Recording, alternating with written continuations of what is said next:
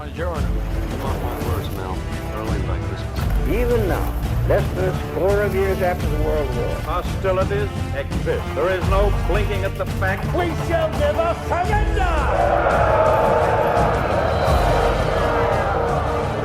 This is the Militaria Podcast, brought to you by your friends at Queen City Militaria, Wehrmacht Militaria, and SMG War Relics. Welcome to the Militaria Podcast. My name is Joshua Doda. I run Queen City Militaria, and I'm joined this week and every other week that we've ever recorded a podcast in history by my two friends, Dante Gambino of SMG War Relics. Hello, everyone. And William the Bill Kramer of WehrmachtMilitaria.com. Thank you, Josh. We haven't recorded in a while. I don't even know if I know how to podcast. Like, what do I do with my hands? Do I have to put them at my sides, or what do I do right now?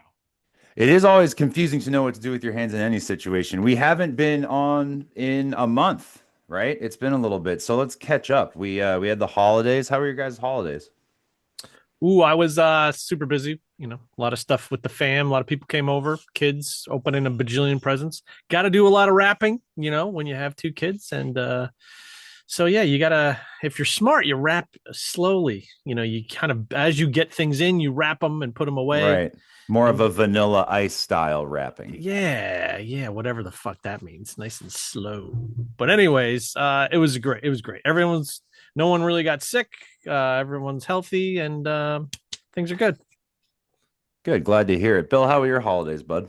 Good, man. Christmas was awesome. I had my little Christmas Bears tree, you know, from my ma years ago, and Santa was good. You know, he squeezed his fat white ass down my chimney, and I got all sorts of goodies. Got my Snickers fun sizes for my brother. That was kind of a tradition we had going in the family. So yeah, I got my brother turtles. That's what kind of candy he likes at Christmas. So yeah, we did the first year without my ma. So this Christmas is a little different, but it was a success at the end of the day, and glad it's over with. Let's put it that way. Never have to do that first one alone, you know? Can I ask a technical question about turtles? Do you feel like there is a specific nut that has to be in a turtle? Is it always pecans or walnuts?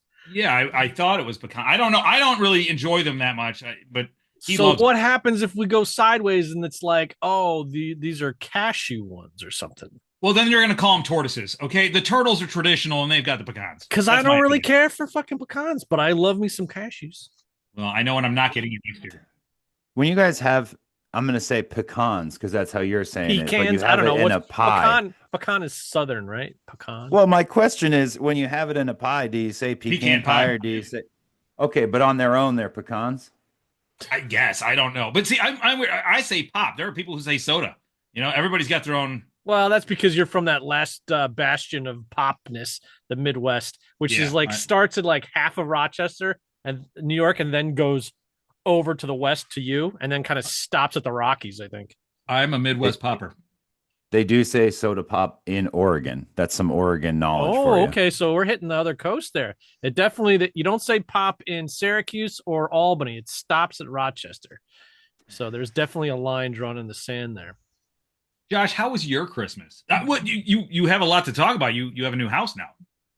Yeah, I'm coming to you from my new office. I'm not sure if it's going to look like this all the time. I'm still kind of figuring it out, but I had to fill the wall space. But yeah, so it was a very busy holiday season for us. Christmas was great. We do a big like Polish Christmas Eve with the family. So, you know, and it's Carmen's like third Christmas now, I think. Yeah, third Christmas. So it's kind of cool. Like it's becoming more regular, more tradition.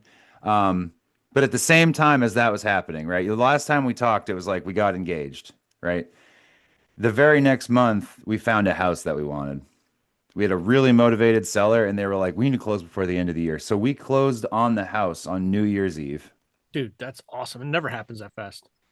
3.5 weeks from start to finish. It was a very fast process. And then viewers who know me, you may know, I drive a Mini. So I filled the Mini up with shit from my apartment, got to be like 10, 12 times, and drove it over to the house before I actually took the U-Haul. Probably drove like from here to Kentucky and back just in the hour it takes to get me from Sanford, which is where we are now, to Somersworth, which is where we used to be. But we're in the house. It's weird being a homeowner. I'll tell you what. Last night I found out we had mice. Ruined my whole night. I had no idea. You get used to it. Just today, my wife's like, there's a leak in the basement. And I'm like, okay, I didn't lose sleep over it. went down, said, "Yep, sure as shit. There's a fucking leak coming right there," and She wasn't even lying. she wasn't. I ended up having to call a fucking pest control guy, and he came by today for, again, first time, like, hashtag millennial phrase here, hashtag adulting. But yeah, I called the pest control guy. He came over today. His name's Joe Tavares. Shout out Joe Tavares, friend of the show. He came in the office. He let me rant at him for a while. So I was pretty excited about that. He was excited about all the military. He did ask me if the Soviets were also Nazis. I had to be like, but Well, you know. now that we're moved into the house and this is done, now we get to start picking like vendors and stuff for the wedding because we only need a couple of them. And she's got a date coming up next month to pick her to go find her dress. So it's a very exciting time for the relationship and for both of us, and it's Well, you great. tell her if she wants help, I'll be glad to go along. Have my mimosas, and we'll get her a good dress. You tell her. I can see it now, dude. You, her mom, her sister, all with a glass of champagne at the bridal shop, having a nice day, just picking out dresses. It'd be really nice. Well, I'd probably still rock a 6-pack of Miller, but I would keep my pinky up, when I'm tipping Oh, them back. fancy Yeah, guy. yeah. Yeah. You got to be fancy at the bridal shop. So, guys, it's January, and most months that doesn't mean fucking anything. I could say it's January, you could say so the fuck what. But this month, because of different scheduling than usual, is the SOS. So, Ooh, the right? SOS. So with the SOS coming up in a few days, we got some stuff to talk about. There's the classic, what are you looking for? What are you excited about? But also, there's some new stuff this year. So we got a new hall location. We got different load-in rules. How do you guys feel about this? Well, there's always an uproar when it comes to any type of change, because if there's one thing that the people in our community do not like, it's change. They get accustomed to one thing, and they kind of settle into it. They'll bitch about that one thing forever. So as soon as you change it, they're going to bitch again. But it's I'm just still bitching. it's just the way it goes. So this hall that we're going to be in, some people may not realize, is the same hall that we were rerouted to, I want to say 4 or 5 shows ago. So it's in the It was back. COVID, wasn't it? Or no? Pre-COVID, Okay. think so. And this hall, I believe, is a little bit bigger. So I think they fit the same table amount in there. So I think it feels a little more open. It's in the back. If you're familiar with the whole venue, the whole Kentucky venue there, it's the hall in the very back corner. So the whole thing is shaped like an L, the whole building. And we're going to be in the corner of that building. So you go in, if you're going to enter as a show guest, you're going to go in to the corner of this L to access the show. You're not going to go in on the end where The south end is usually where you go. Yeah, right, yeah. where you previously had gone in. We're going north now. So we're going in that little corner there. So it's going to be interesting to see. There's no guarantees that the tables will be in the same spots, which is going to throw people for a loop. I remember last time that it happened, they didn't really warn anyone about that. So everyone thought that, we're just going to put the same layout in a different size location, which when you think about it, obviously it's not going to work. So some things have to change. So there was some problems with people thinking they should be here when they were scheduled to be there. And like, I had some dude setting up at my spot, and I'm like, get the fuck out of my spot. And he was like, no, I'm supposed to be here. I'm like, bro, look at the brochure. Here's my name, and here's your name. Oh, it's not there. You know what it says? Get fucked. Right. And he was like a big jerk. He wouldn't leave. I had to call over the fucking show promoter. Good old Bill Combs. Remember Bill Combs? Had to get old Bill, and you know how fucking long that takes. I got to go up to the front of the building, try to find the guy. Then he takes a goddamn half hour to walk back to where the problem is. But he fixed the problem. It's like a half a mile a show. I do get it. Kudos to good old Bill Combs. We don't have him anymore. So I don't know how problem solving is going to go, should there be problem solving. But to summarize, there is a potential for tables to be in different spots. So if you're used to your particular vendor or business being in a certain spot, anticipate that they may be in a different spot, and check the show guide when you get in. For me, just look for Dante Gambino, and that is where I will be. I think it's super cool that you're doing the T-shirt giveaway for anyone who goes to the show and warns you about it first and foremost and comes to your table to get one. I think that's an awesome promo. Sure. Well, don't come to my table. You just email me now at Dante@war-relics.com. I've got sizes extra large, large, and medium. I will ship you a shirt free immediately, so you have it for the show. And all I ask is that you come by the table and say, "Hi, how you doing?" What was that email again? I'm writing my email right now. Dante@war-relics.com. Good. I need my free fucking shirt, dude. Yeah. In the words You're of my not going to fit in father, a medium. Let's be honest. Come on. You need I was like a hoping- quadruple XL. youth large, dude. Get the nice crop top going. You know what I'm Ooh, saying? youth large, little Let belly my action. belly button hang out. Yep. I figure it'll bring some business by Bill's table. You know what I mean? People will see the eye candy and they'll be drawn in. I wonder, do you guys think that having a different layout for tables might actually be good for foot traffic? Because people that might be used to the same routine that they hit if they go to the other shows will now be forced to walk around a little bit more in a different way that they usually would. I don't know. I mean, I guess, and it could be a little bit better. Who the hell really knows? We'll find out soon enough. Yeah, you kind of don't know till you get there. I mean, usually I set up next to Bill Shea, so I hope I don't get moved. And obviously, that's very easy where people are like, oh, where are tables? And it's like, you see row 1, first table, that's Bill Shea. Well, I'm next to him. So it's easy to navigate that way. So I hope that's still in place. I don't know. This show is going to be a little different. This is the first year without George Peterson. That's kind of an interesting thing. He was such a huge name in the crowd. It'll be interesting to see if his, he used to have 4 or 5 guys with him. Like, is his stuff going to be there?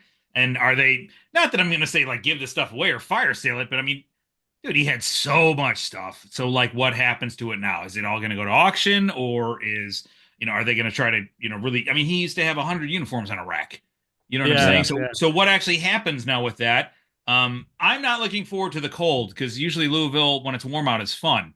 And cold. Now we're just going to be miserable and freezing, but, it'll be good to see everybody. I can say that I'm excited to see people, but as far as the cold goes, I'm certainly not bringing my Speedo, guys, not swimming weather.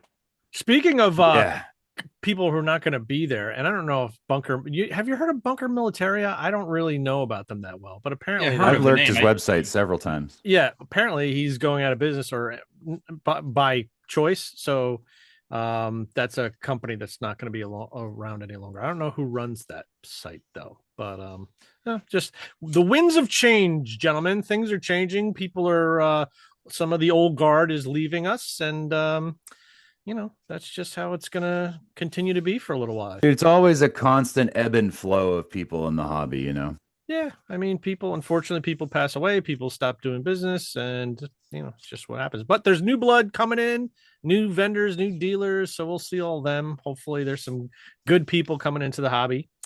One thing we got to talk about, though, of course, it's going to ruffle some feathers with the SOS is because of the new section, we will not have the ability to drive in to unload our gear and our stuff.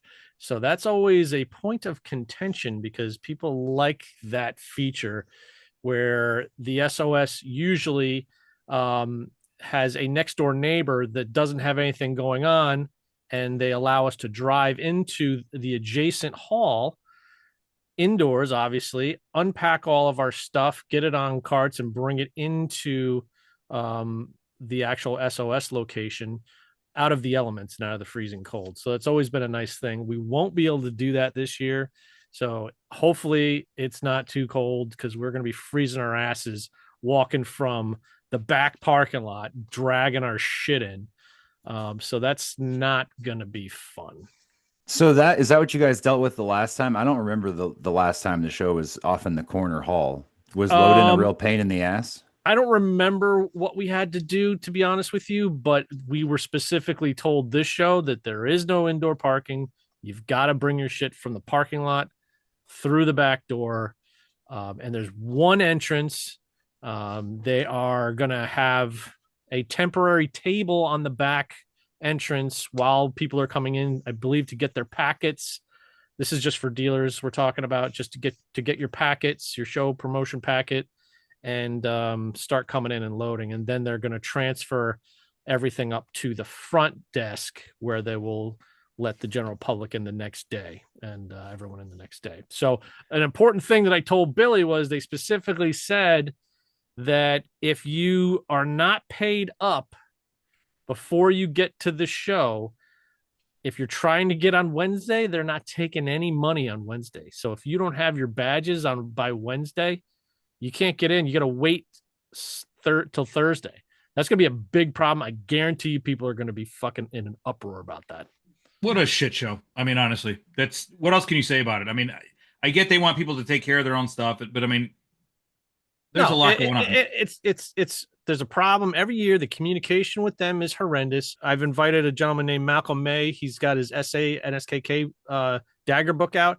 He's going to be setting up at my tables, and he's coming from Asia, and I got to get him an OVMS membership. I got to get him a helper badge. I got to get him all this stuff. And you're emailing these guys and they respond like a month later. They don't, you call, they don't pick up the phone. You leave a message. Hey, give me a buzz when you get a chance. Nothing. Shoot me an email when you can. Nothing. So it's like crickets. And I get that they're busy, but they have no system to follow up as far as communication. And it's really, people are really pissed off about it. And just the day and age that we live in, like you would think they would have somewhat more of like an interactive website where you could just renew your membership online. And just hit submit and spend. What is it going to cost? 10 grand to do a website knows, like that? It's just, I really don't think it should be that complicated. There's got to be some developer out there that's familiar with taking reservations and stuff and make a good website for that. It cannot be that bad. You could literally be like Ticketmaster. Like if they're selling tables in the same way, it could be like, you want this section, you want this many tables, here's how much it costs. Boom, invoice you, you're done. Yeah, exactly. Like any stadium has reserved. Okay, those seats are already spoken for. These are the ones that are open, you know. So just and all they have to do is plug in the ones from last year that are already paid in advance and say, hey, these ones are, like you said, they're already spoken for.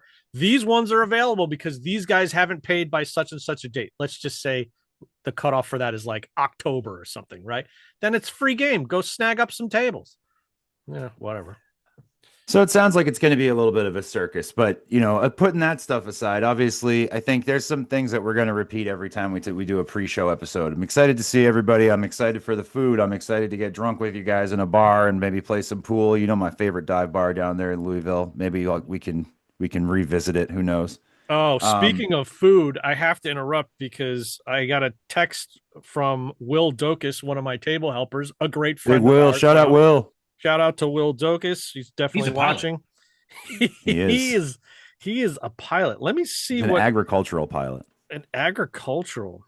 So in a group chat, he specifically said, because we always go to Sapporo, Japanese steakhouse, hibachi restaurant, whatever you want to call it. It's a great, phenomenal food. Some of the best I've ever had in terms of Japanese food. And the boys all know it, and they all look forward to it every single show. And Will goes, I'm having lucid dreams of sushi. I mean, that's serious. He texted me private and said, I can't wait for sushi. Like, totally unsolicited. Like, that's the number one on the fuck Militaria. He's going for sushi. He messaged me last week at 5:15 in the morning, which means it would have been 4:15 out by you guys, right? Or would have been 6:15. But just regardless, it was just way too early. Too early. Of like, Will, we can talk about the SOS later, man. Like, come on, bro. he woke up and he was like, I gotta talk to Billy right now. Yeah, that's exactly what happened. It was just the kid is excited. I'll give him that, man. Good for him. Man. Yeah, so we're gonna have at my tables, I'm gonna have all the greatest hits in terms of my table helpers. I'll have Ran Zhu, and John Corbin and Will Dokus. Plus, I will have Malcolm May doing his book thing. So, and I'm supposed to get another 2 tables. They might be satellite tables. So hopefully they're together. But if they're not, we might have a weird thing going on. But we're gonna have a ton of space. We're gonna have a ton of stuff. So I'm looking forward to having a great show. Really excited. Well, I just would like to say, Josh, if it weren't for this podcast and seeing your face on the screen, I wouldn't even know what you look like as a table helper anymore. I'm excited to see you, bro. You haven't been a table helper in a minute because you've had life going on, and excited to see you, man. And, you know, not to mention, I'm sure the whole room is excited to see you because you're like 9 feet tall. We haven't seen Josh since when? Since the last SOS has been a year. Yeah. Yeah, it's been a year. Well, you know, we we've been tragically busy every time. We had, like I said, we had to reschedule the wedding so that the Max would work this year because it's been like 3 years now that I haven't been able to That's make it table out. helper dedication, folks. I mean, when you are just like, listen, bitch, we can't get married on this day. All right. Dude, Militaria Podcast Table Helpers Union, support your local 3945. Let me tell you guys something about meeting any of these guys face to face. All right. You see me for the first time, you're like, eh. You see Billy for the first time, you're like, it's Billy. You see Josh for the first time, and you're like, what the fuck? How tall are you? It's absolutely insanity. And it impresses me every single time I see him. I forget how big he is. Because in this podcast, he looks like a normal Joe. And we're going to, when you get to see him behind the tables of Billy, he is a large fellow and impressive. I am 6'10". I hit my head on every door frame. 6'10". So, that being said, Josh hates that we talk about this. So when you go to meet Josh, don't say, wow, you're fucking tall. That's all. That's all I want to Dude, say. it happens every year. Everybody cycles through the whole like, you play basketball or where do you buy pants? And I like to think about this, dude. Imagine I wasn't 6'10" and some guy just came up to you at random in like the supermarket and he was like, hey, where do you get pants? I could never imagine someone asking me where I buy my pants from. Some guy walks up to you in the Target and is like, hey, did you play basketball? The only thing that I have that is remotely comparable to that is if I'm in a retail store wearing a collared shirt, everybody asks me if I work there because I always look like I work at a retail place because I'm looking at the shelves and like, maybe, and I got a collared shirt on and everyone's like, excuse me, can you tell me where the shampoo is? I'm just like, what the fuck? Associate Gambino. Hey. Well, you used to run what was it, Marshalls or TJ Maxx? You were running a place. A Marshalls, a fucking Toys Toys R R Us. Us, Toys R Us, baby. A Bye Bye Baby. If you're at a Walmart and you're reorganizing shampoo bottles because that's just your OCD as a former past life, I mean they're gonna come up and be like, I'm not reorganized, but maybe I'm like digging. I'm like, oh, this is let me get the one that's supposed to be where this sticker is. You know what I mean? I might be doing some of that, or maybe I'm like putting something back where it was that I don't want. Not like most people are just like, fuck this, and they throw it in wherever. I do love just going to the store and throwing shit. I actually have a bone to pick with you now that I just thought of this. Where the fuck is your handlebar mustache? Yeah. I was hoping you guys weren't going to notice. I had a bit of around Christmas time, I was like, you know what? I'm going to clean the beard up just because my grandpa's going to give me a bunch of shit if I don't, right? And I had a tragic shaving accident. I was like, oh, now I've taken off so much that I have to take off all of it because it looks so fucked up. So no comical mustache this year, but I promise, like, my heart's still in it, Bill. You got to keep me on as a table helper. I'll wear the cowboy shirt. I don't know, man. All right, the cowboy shirt, yeah. But maybe you just shave some lines in your beard, so people, you could be the zebra guy. I mean, you could do something cool. Just saying, dude. Just letting everybody down, Josh. I'll consider some beard modifications. But to circle back to my original question, though, before we got super sidetracked, we started talking about food and all this other stuff. Is there anything? I know, Dante, you don't primarily buy at shows. You're there to sell. Bill is more of a shopper, but I'll pose the question to both of you. Is there anything that you're looking for? Is there anything that you need to? You're like, oh, I've been looking for this thing. Maybe it's to like complete a grouping or to restore an item, or you need ribbons for loose metals, whatever. Yes. Yes, the answer is yes. For the first time in a long time, I have a specific thing I have to find because I fucked up and I double sold an item, and I have to go find a mint condition tagged Bevo HJ armband. That's what I got to find because I double sold it, and I need to make it up to my customer and get my customer this armband, which shouldn't be too hard to find. They're not an uncommon armband. So that's what I'm on the hunt for one of those. Got to get one of those. Bill, what about you? What's on your list? Just commodity shopping, if I see a deal. I mean, my bucket list is very small. It's maybe a dozen items. I highly doubt one of those items is going to be in that room. It's extremely, my kind of echelon of what I'm looking for isn't exactly your run-of-the-mill stuff that you just find on some guy's table. It's possible, don't get me wrong, but typically it's not going to be in that room. That's kind of a weird, tangent to go off of because customers are always like, oh, if you see this item, and it's like, that's not how the SOS is, man. Like, there's good stuff in the room, but it's not like, oh, there's Hitler's license plate off his Mercedes. You're not just going to find that. I props to the guy who does kind of find that, but I'm just saying it's typically not going to be just on a table, just sitting there for the taking. Is my point. So I'm commodity shopping. If I see something that will do good on the website, that's what I'm there for. You know. Dude, Hitler's license plate, the Chekhov's gun of this episode of the podcast. We have a little show and tell to do later, so maybe you guys will hear more about that. I'm personally looking for, I mean, I like to look for deals. I'm trying to keep it pretty open-minded, like pretty much what you were saying, Bill. But at the same time, there's usually some really nice deals on Soviet stuff, and I'm always looking for more orders to research. So that's like number one thing on my list. And dude, I have a love affair going on with this guy that's usually near Billy's table. 2 years ago, I walked in there. He had these old Hungarian visors or Romanian visors. They're Romanian. See, he had these old Romanian visors, and he was like, $25, $35 a pop. I was like, how much if I just buy all of them? And he was like, $20 each. And so I bought them the first year, went back the next year, he had more. I bought them all again the second year on day one, and he was like, are you going to be at the next show? Because I'll bring more of them. And I was like, yes, I am. In preparation for showing up to this show and buying like a truckload of fucking hats, which I hope happens, I am driving to the Max, which is a 15.5 hour drive for me, but it opens me up to have so much space to bring stuff back. So I'm pretty excited. Who would drive about that. 15.5 hours for some post-war Romanian hats, Josh? Dude, it's not just the hats. It's not just the hats. It's going to be a fun adventure. So I'm leaving from up here in Maine and driving. I'm leaving at like 9 o'clock at night. It's going to be the overnight drive because I'm trying to skip all the traffic through New York. But that's the best way to do it, right? And driving from Maine to New Jersey, picking up my buddy Alex in New Jersey. Shout out to Alex. Alex and I, he's my research guy, he's my Soviet guy, go-to dude. I recommend him to anybody for his research services, but we've never actually met. This is the first time we're going to meet. Picking him up at his house and driving from New Jersey down to Kentucky, and then we split a hotel room. So Bill, this year you and I do not have to share a bed. Wow. Yeah, I really didn't want the podcast listeners to know that we spoon. Obviously, you know what's really weird, guys, is that I'm Big Spoon. Who would have thought out of the size difference between the two of us, I'd be Big Spoon? I mean, stranger things. Dude, I like to be held. What can I tell you? Everybody likes to be hugged. You know what I'm saying? It's comforting.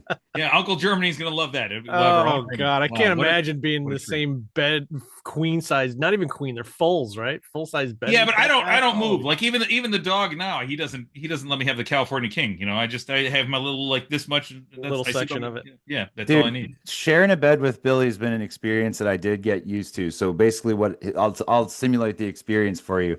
Turn the TV on in your bedroom tonight. Leave it on. Right? Do not turn the volume down. Leave the TV on at medium volume, loud enough that you probably shouldn't be able to sleep unless you're really into sleeping to TVs. Then put AirPods in and a sleep mask on and just face the wall and try to never move. And also get really nervous about what if you fart in the middle of the night? Because that's the other thing I'm always thinking is in the middle of the night, we just went out, we just drank 1,000 beers and had a bunch of food. And I'm going back to the hotel room and I'm like, I got to hang out with these guys all day tomorrow. I can't fucking just rip ass in my sleep. They're never going to let me live it down. They're going to get no respect in the morning. So at the risk of talking too much about how, we're all excited. You guys have heard it before. We are excited to see you. We'll see you at the show. But we do have something else to talk about today because it can't just be like, hey, let's talk about how, load-in is going to be a shit show. We all brought a little show and tell to talk about, right? So just a quick little, hey, what are some cool things that you have in your collection? What's currently for sale? A little background on it. We'll start with Dante. What'd you bring to show me today, bud? Ooh, I got two things. Well, the first one is the Luftwaffe survival knife. Have you guys ever held one of these or seen one of these? I've never had one of those. I did not even know that these were a thing. It's fucking, look at the size of this thing, dude.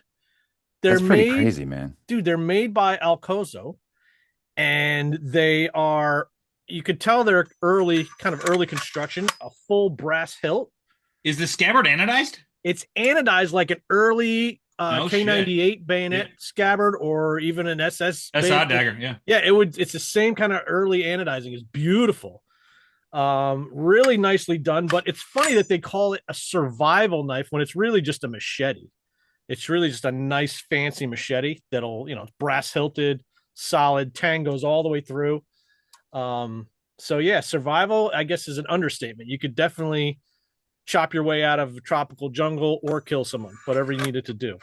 What the fuck tropical jungle were the Luftwaffe in? I think these were issued primarily to tropical pilots that were in the tropics. I don't think they were issued to people that were in like regular Europe. I could be wrong, but I think that's the case. It's certainly interesting that there's so much brass in a hilt like that. Obviously, that's kind of a precious war metal. You wonder what the production year would be. Early, super early. Yeah, dude. Yeah. Super Very early. Cool. Very cool. And that's why they're so rare that you just don't see them anywhere. Right. So there was that. So that's super cool. And then one other thing I got that I wanted to talk about because it's not German, and I rarely get stuff that's cool that's not German because I'm not as cool as Josh, is a set of shoulder boards. Now, I was rummaging around in this storage container that I told people about on my YouTube channel, and I was with John Corbin, and I don't know if I found these or he found them in a bin. I was like, look at these. And I was just like, they're just Soviet shoulder boards. Fuck those. I don't want those, right? Not worth anything. But then I looked at them, like I go, Bill's kind of opinion. And I go, oh, wait a minute. Those are early. Those are nice bullion construction. And there was another set that came with it. And I was like, wow. I was like, yeah. And there's a little, and I was like, oh, cool. There's a bring back note on them. So I thought it was just like, hey, honey, look, I found these. I traded a Russian for these and I'm bringing them back. Right. That's what I thought it was. And I get back and I read the note.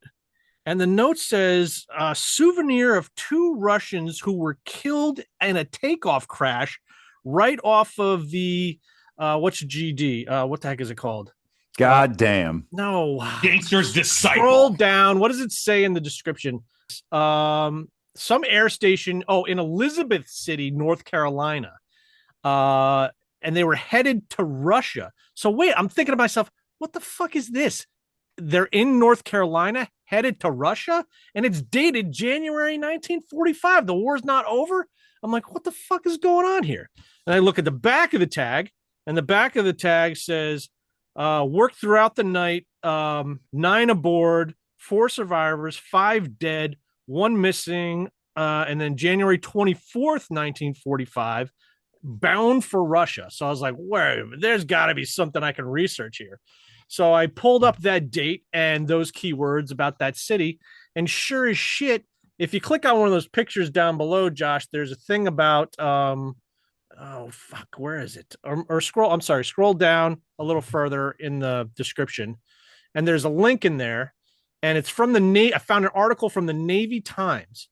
And the Navy Times goes into this big thing about a secret operation that they were running out of North Carolina, where they were training Russian pilots to fly U.S.-made, forget what kind of plane it is, some kind of seaplane, right? So the PBY Catalina. So they were training Russian pilots in the U.S., in North Carolina. Nobody was supposed to know about it. One of the planes was heading back to Russia after the training, full of, they say, they probably crashed because it was overloaded with U.S. goods, because they were buying I don't know, textiles and perfumes and things you couldn't get in Russia. And they just loaded up the plane, and basically something happened at takeoff and the plane went down in a fucking river and a bunch of people died. And That's incredible. It was all hush hush, and nobody knew shit about it until this dude who was an interpreter back in the day broke the story about 10 years ago or something. And then now we know everything. And then guess what? All of these dates on this tag, which is old as shit, all of these numbers and people who's dead and who survived and all that stuff, it all lines up with the story that was posted in the Navy Times. So it was unbelievable to find something like this. So I was just super excited because I'm like, this is history right here. Like, this is something that belongs in a museum. It is. It's an incredible piece. Tried to contact the museum down in North Carolina about it. And their contact page doesn't work. So I guess fuck them. I'm going to sell it. That's going to be it. Why isn't Josh buying those? Josh, what's the problem here, bud? It's a lot of money. and It's not because worth it's $2,000. Yeah, but I mean, he'd let you pay that off. That sounds like something you should own personally. You I don't got know. big pharma money. Hey, listen, it is what it is. I don't even know if it's worth that, but you know what? That's what I'm trying to get for it. So That's a That's really my cool story. piece, man. That's really cool. That's, I mean, one of a kind thing, what are the odds in a storage container in freaking Pennsylvania? Crazy. right? Just like that's one of those things too that you think about. I mean, it's stuck in a storage container, stuck in an attic. If somebody else that wasn't a collector or a dealer was the person that came in, they might just be like, "Fuck it, throw that Fuck shit this away." I would have literally, if I didn't know anything about history, I would have thrown these right in the garbage. I wouldn't have thought twice about it. Yep. Well, if you think that's cool, and I think it's freaking cool, Billy might have something that's way better than that. You know, I hate to one up you, Dante, but I did come across something a little interesting recently, and I brought it to the podcast to share. Listen. I don't know. I said this to the guys. You know, I don't know how many people research or look up Adolf Hitler's armored Mercedes Benz on YouTube, but I said you should put that in the title somehow, because I actually bought the rear license plate off of it. If you look on the left there's actually a plug. This thing used to light up back in the day. That's crazy. I was Dude, just how looking at rare that, is wondering that? that. Was Yeah. That's not like a regular thing. That'd only be on like super high end cars, right? Listen. This is my first Hitler license plate I've ever owned. I don't know how rare it is, but I would imagine it's not a normal thing. But also, armored cars that weigh 12,000 pounds are not a normal thing in Nazi Germany. There's only a few of those. And this is the vet there on the back. He was in Mobile, Alabama, and this is how he had access to these cars. There was two of them. He actually painted one OD green and was driving around Germany. And then the top brass is like, "Wait a minute, isn't that one of the Hitler cars? You have to give that back to us." So he had to surrender it. He had to surrender both, actually, but he kept a really cool keepsake, and he took the rear license plate. Obviously, the front license plate had to stay there because obviously it's very recognizable, but the rear one could just disappear in the middle of the night. Wait a minute. So this particular car was painted OD green, and then No, there was two cars. There was two cars. Yeah. I believe the other one he had control over was the one he was driving around. Oh, okay. This is off Hitler's first, and this was ordered. I want to say it was maybe, I don't know. It was delivered in 1938, just before the war, and it was the first of the armored cars. I think he had, I don't know, 3 or 4 from like vague research I've done. But the typed up letter there on the right is, not necessarily an affidavit from the vet's daughter, but this actually explains how her father had it, how she ended up with it. It was in a garage and he'd given it to the son-in-law, so her husband. She actually went to Germany in 1945. She was 9 years old. And this just talks about how he was basically, an MP. And this is how he got Hitler's rear license plate. And dude, MPs brought the best stuff back. MPs always brought the best stuff back. Dude, this thing's crazy, man. And when you actually hold it, I mean, think about how many people saw this thing back in the day. That's the cool thing about it. It was in parades. When the victory parade for the fall of France I believe it was, I think the actual parade was in late July or August of 40. This is the car he paraded in. There's probably a shit ton more footage with this car and this license plate out there. You just correct. And I couldn't really find a lot of period. I have found no period photos of the rear of the car. Obviously, they're photographing the front, not the back of his head. And he actually had a platform in this vehicle, so he appeared taller to the crowd. Right. And in this car is also another really interesting fact. Hitler personally went to the factory and shot a pistol at it from his chauffeur to make sure it was actually bulletproof. Another interesting fact is everyone who worked on this car during the construction and the production of it signed something and hid that in the car. All the people from the factory. So that's something that also crazy. exists. Yeah, Really? it also exists to the day. But again, the guy who owns the original car does not own the original license plates. And if you look at the stamp and go back, it's actually this almost motif of a tractor. If you zoom in on it a little bit. Oh yeah, look at that. Yeah, you see that? Yeah. And again, the letters or the numbers and the letters are translucent. So this would in theory glow at night with that plug. And if you fast forward and go through the slideshow here, I just did. That's the newspaper clipping that came with it, and that's her dad with the car. That's crazy, dude. Did anybody question why? I mean, it seems a little suspect to me that this guy Hitler had so many armored cars. Like, was he up to something? The people That's want to funny, kill too. that guy? What the fuck? So here he is in Yeah. the vehicle with Mussolini. I believe this is after the fall of France. I believe this is 1940. But yeah, that's the actual car, and obviously I have the rear license plate, so this is obviously the front of the car. And if you go forward and more, so this is the daughter. This is the vet's daughter. She was born in 1936. Remember, in the letter, she said she was 9 when Daddy sent for her. So she flew to Germany in 1945 when she was 9 years old. And listen, I unfortunately found out she was dead, or else I would have been in a plane yesterday. Go talk to her about this. Sure. Yeah, She did. seriously. She did pass away, and then I believe the next that's the actual vet that brought it back. This is his, and his children is Joanne. So all the provenance lines up, and I mean, for you to fake that story would be pretty over the top. I mean, stranger things have happened, but I do think I really got something here. Incredible piece, man. I mean, I don't think anybody could have topped this for a quick show and tell on the podcast. Do you think this is this like the benchmark of your collection now? No, listen. It is very cool in the history that it's seen, but in my opinion, I have things that are, for me personally, a little more top tier than this. But this is up there, and it's something that, again, it was very close to him, and I'm happy it went into the right hands. You know what I mean? I paid a lot of money for it. Somebody else actually had a line on it, and they didn't seal the deal before I did. So I actually got it out from underneath somebody, and yeah, this is a pinnacle thing for me in my career. Let's put it that way. Now, question for you. Have you thought about trying to get it to light up again? Honestly, I haven't. That's interesting. I don't have more photos of it to show you, but it's actually it's not sealed per se on the reverse. I mean, there is wing nuts. I could take it apart and check to see if the bulbs are still in there and, potentially replace them. I just don't want to fuck with it. You know what I mean? I just want to leave it untouched. And I don't know. It very well could possibly light up. And I guess we owe it to ourselves to actually find out if I just plug it into a European outlet, if it will at least try to light up. I don't think that's the same. I don't think you can do that anyway.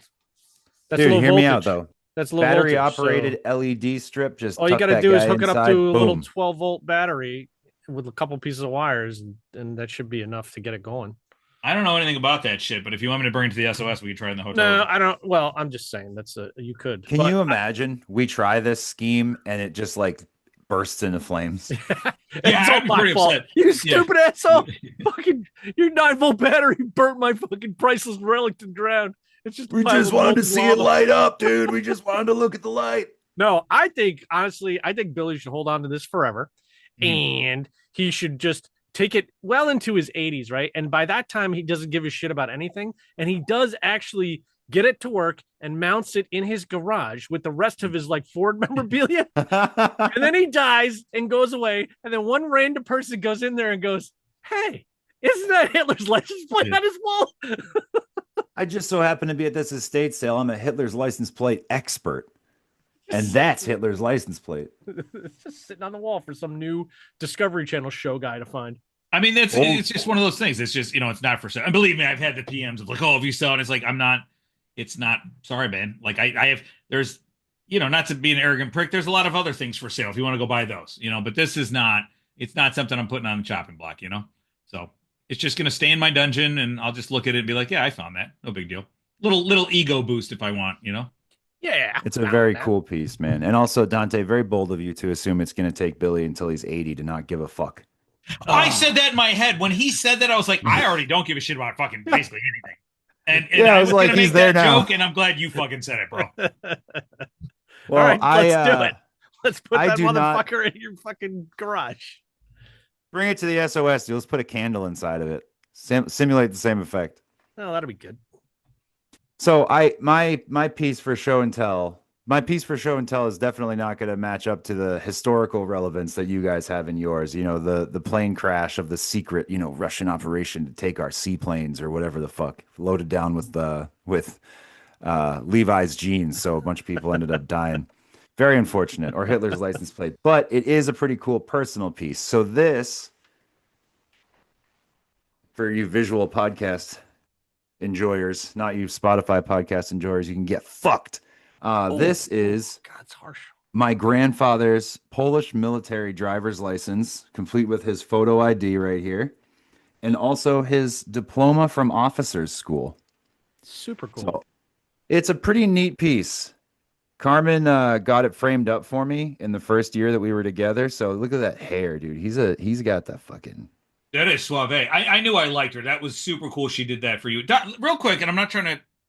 We'll go back to this, Josh. Dante, do you have relatives that were in the war?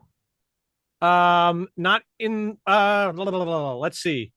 My grandfather on my mother's side was in the Marines, and he fought on the islands. I can't remember what he did exactly because my uncle doesn't like to talk about it. He's the only one that has the information.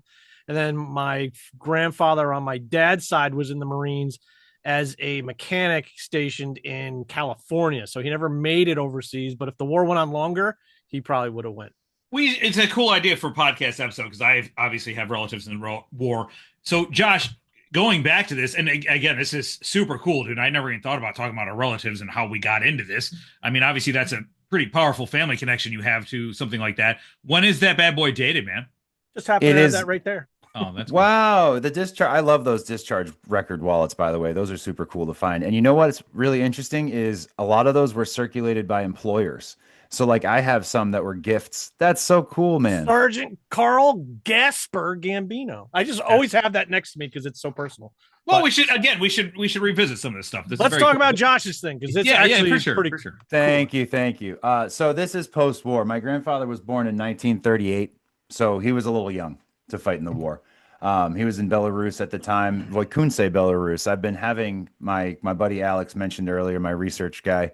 I've been having him search for awards that would pertain to that like village, right, in Belarus for a couple years now. Good people in that village, I'll tell you what. Only the best. Yeah, the Doda family, while Polish in ethnicity, hails from Belarus. So, in any case, his officer's school diploma is dated 1959, and also his military driver's license is dated 1959, and he was in transport. So I actually, a few years ago, I was able to find a semblance of the gun that he carried when he was in the military. And now, through some editing magic, I'm going to cut to me showing you guys a picture of that right here. He's still got the same hairdo. Yeah, he's still trying for the same hairdo. Yeah. So years ago, man, back in 2017, I went to a gun show with the goal of hunting down a PPS 43C, which is like the modern civilian equivalent parts kit for the PPS 43. And I brought it down to him on Father's Day, and he fucking loved it. Terrible trigger etiquette. He was waving that shit around on the porch. But he was like, man, I haven't held one of these in like 50 fucking years. And he didn't want to put it down. So it was pretty cool. And his service. He was born in 38? Yeah. He looks fantastic for his age. Oh yeah, they're in their late 80s now, my grandparents, but thankfully they're both still with us. So there's some interesting stories that he's told over the years. And every once in a while, like I was just telling you guys while I was bringing the picture up, he doesn't wear his hearing aids, so he doesn't talk as much anymore because he's not quite as tapped into conversations. He's never wanted to wear his hearing aid, and it's just gotten worse as time goes on. Like he goes, I just think it's because he's fucking done listening to shit, which I can respect. But every once in a while, you can pique his interest in a conversation. So a few years ago, it was Father's Day, and I was like, hey, did you ever go to any of the other Soviet republics? And he was like, yeah, I was in Kazakhstan. And I was like, what were you in Kazakhstan doing? He was like, well, they told me that I could either like work on heavy machinery or join the military. So I decided to work on heavy machinery, and they sent me to Kazakhstan to help fucking build a railroad. Nobody in the family knew. He was just holding on to this information all these years. Do you speak Polish? No, dude, regrettably, I do not. I'm very into the heritage portion of it, but I'm not a speaker. I know enough to be like, can I have a beer? Where's the bathroom? Lubię jeść poluczki. That means I like stick pretzels. I know how to say that. Dude, perfect. Niemcy Dziewczyna is German girl because I love me the German girls. Yeah. You like stick pretzels, don't you? I love and German girls. These are all things that Bill likes. Yeah, I know how to say what I like in Polish. But that was my submission. That's my show and tell item for the day, my grandpa's military documents. And a fun thing about those, just to speak again to the whole I found treasure in a storage unit, I found something in the attic, I found Hitler's license plate in Billy's garage in the future. I found these documents folded up on a shelf next to my dad's washer and dryer in the basement.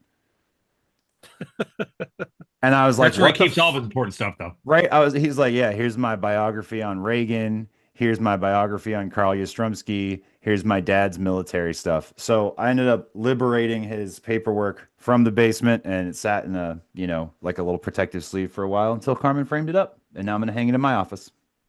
That's awesome. Awesome that you saved it. Oh, that is super cool. Again, the relative thing that actually we should. So we should do more of often, that. I mean, we're all in the business where we get phone calls from or emails, whatever, from people that are like, yeah, this is my dad's shit. It was in a pile of other shit and I don't want it. And you're just like, how do you not want this stuff? And you're just like, what the fuck?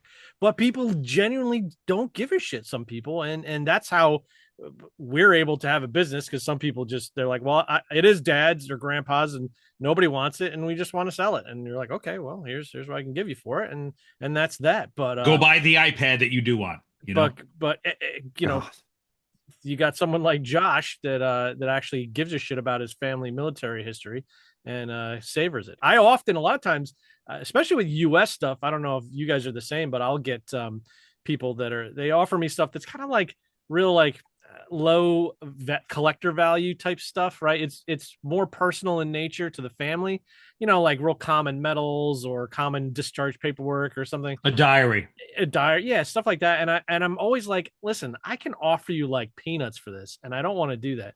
Don't you have someone that you could give it to, like a relative, the kid down the street that likes that has a helmet? Like, give it to someone who can appreciate it, because honestly, the monetary value. I'm going to give you $50 for a pile of stuff that I'm going to try to get $100 for. It's like, Well, and think about that. Giving it to a kid down the street's a great point. You build an interest in a kid, you might have the next Ben Mac Jackson on your hands. And think look at all the good that he's doing. He's a great dude. I just that guy is busy as hell, man. Holy shit, is he busy? Dude, he just interviewed somebody. Shout out Ben Mac Jackson. Obviously, he was a friend of the show. But he just did an interview, I think, with a guy that's like 103 years old, a Buffalo soldier. Fucking crazy. Oh, that's cool. Yeah. In fact, real quick, let me just interject with this. In my stepfather's side of the family, her wolf was a colonel with the Buffalo Soldiers. So that's kind of wow. Yeah, man. We should definitely do a family involvement in historical stuff. That would be really cool. I'd be down to do that. And viewers, if you want to see an episode like that, or if your grandpa did some cool shit, or if he did some bad shit, that's fine too. You can leave it in the comments. We're interested in hearing about it. Maybe we'll share a couple of your stories, viewer, on the show when we share our stories. That'd be kind of fun. Well, let's wrap things up here, guys. I am excited to see everyone at the SOS for sure and get some fucking awesome food. I'm really excited for some sushi, like Will Docus. Fuck yeah, dude. We're going to get some awesome food and have some great laughs, and just stoked to see everyone. Me too, guys. Yeah, I'm very excited to see you guys. I'm excited to see you viewers. Also, I'm placing a sticker order this weekend, so it should be here in time for the show. Come up to Billy's table. I'll leave some at Dante's table. Get your Military Podcast Table Helper Union fucking sticker, dude. It's free. What are you doing? Come get it. Fucking free as fuck, dude. It's free as fuck. It's free as fuck. Just like us, just like this great country. And on that note, my name is Joshua Doda. I run Queen City Militaria, and I've been joined today by my two buddies, Dante Gambino of SMG War Relics. And thank you so much for coming by the Military Podcast, and I'll see you at the SOS. And William the Billy Kramer of WehrmachtMilitaria.com.